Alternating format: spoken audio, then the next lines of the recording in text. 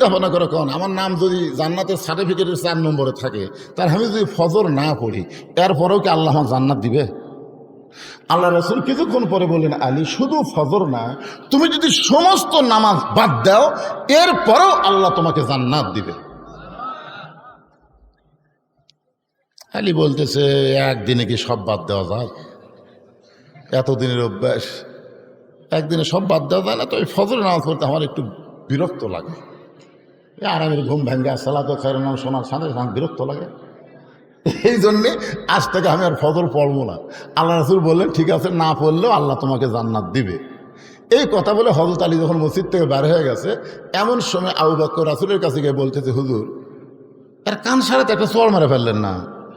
এত বড় একটা খারাপ কথা বললো যে আজ থেকে ফজর নামাজ পড়বো না। রাসূল বলেন, আবু বকর, তোমার কানটা আমার মুখের কাছে দাও, আমি আসল কথা বলি। আবু বকর রাদিয়াল্লাহু যখন নবীর মুখের কাছে কান দিয়েছে, নবী ফিসফিস করে বলতেছে, নামাজ যদি জান্নাতের জন্য হয় তাহলে আলী নামাজ বাদ দিবে, আর নামাজ